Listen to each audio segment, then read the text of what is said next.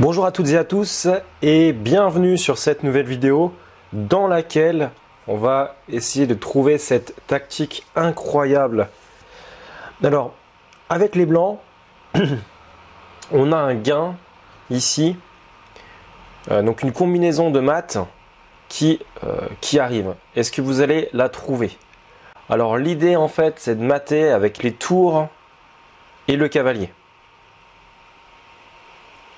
Alors pour ceux qui veulent continuer à chercher cette combinaison qui est très complexe et vraiment pas simple à trouver je veux dire rapidement, il va falloir passer beaucoup de temps pour calculer les variantes. Donc mettez pause et continuez à chercher. Pour les autres, je vais vous donner les différentes variantes donc de cette combinaison. Alors ici, les blancs jouent et gagnent grâce au coup fou prend H6. On va déjà regarder une petite chose avant de rentrer dans les variantes. C'est que il y a quand même des éléments qui sont intéressants. La deuxième tour qui peut éventuellement revenir sur la septième. Le fou qui tape sur H6. Donc c'est des éléments tactiques qui nous laissent à penser qu'il y a quand même pas mal de cases faibles. Surtout sur les cases noires. Hein, et que peut-être qu'une rentrée serait possible dans le camp des noirs. Alors c'est vraiment compliqué à calculer quand même, mais la solution je vous la donne. Donc fou prend H6. Ok, et là, bon si roi, si roi H7, on va même pas regarder ça parce que bon bah c'est juste complètement perdu. Hein. Mais si jamais roi G8, peut-être qu'il tiendrait un peu plus. Alors tour D8 échec, tour prend D8. Et maintenant, en fait, il y a un réseau de maths qui arrive. Ici, cavalier F6 échec. En fait, l'idée, c'est que c'est cloué ici. Hein. Le cavalier est cloué. Donc, cavalier F6 échec, force cavalier prend.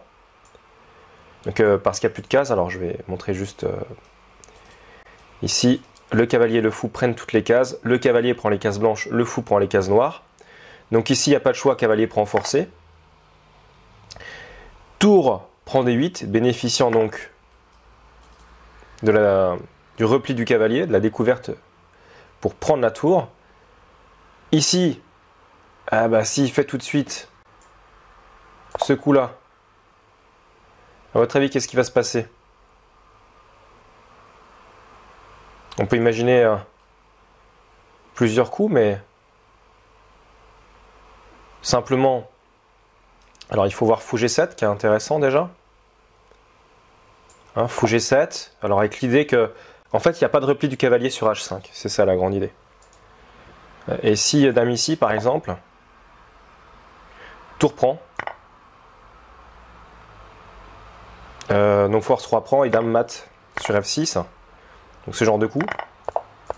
Voilà, donc c'est vraiment le thématique de ce qui va se passer dans cette combinaison. Donc cavalier E8, ok, tour prend.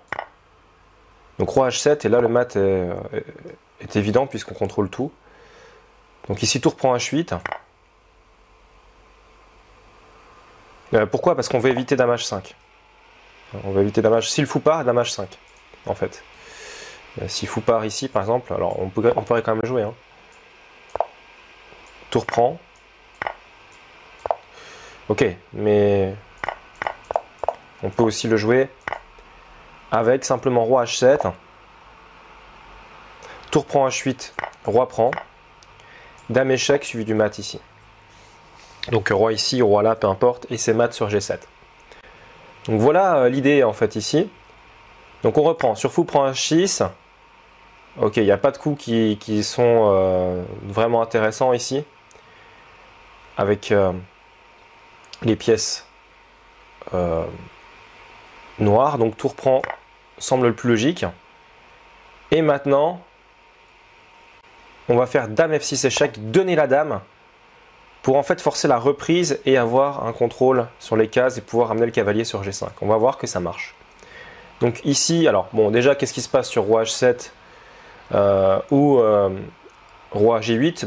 Dame prend et dame mat, tout simplement. Donc on va pas regarder ça, hein.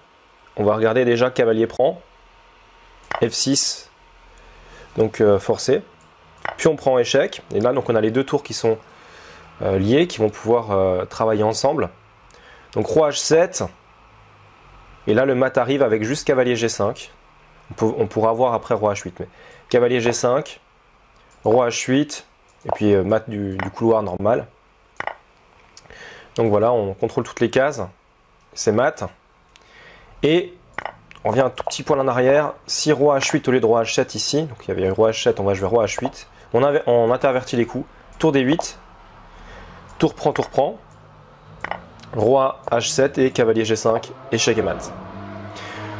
Voilà pour cette petite tacticounette qui j'espère vous aura plu. En tout cas moi je l'ai trouvé vraiment intéressante cette tactique parce que pas simple à trouver, beaucoup de variantes. Bon, si vous creusez un peu, vous allez voir qu'il y a des petits trucs qui peuvent être trouvés aussi. Enfin, il y a des petites subtilités. Donc en tout cas, ça va égayer peut-être votre vision tactique et ça c'est pas mal. Pour ceux qui veulent obtenir donc mes vidéos privées dans lesquelles je vous explique plusieurs thèmes, comment monter un plan, etc. Donc le lien est dans la description. Et puis, je vous dis à très bientôt pour une nouvelle vidéo. Portez-vous bien et je vous souhaite donc de belles parties et de rapides progrès. Ciao, ciao!